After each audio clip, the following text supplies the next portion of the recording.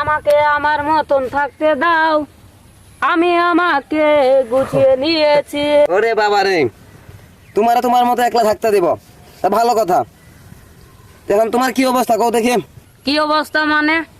আমার সব অবস্থায় ভালো। ওরে বাবা রে, তোমার সব অবস্থাই ভালো নেই। আচ্ছা, অবস্থার মধ্যে আমি তোমার একটা প্রশ্ন করি, হ্যাঁ, দেখবো তুমি এটা উত্তর দিতে পারো কিনা না, দেখতাম। ও রনিদা, কো কো কি কই ভাই?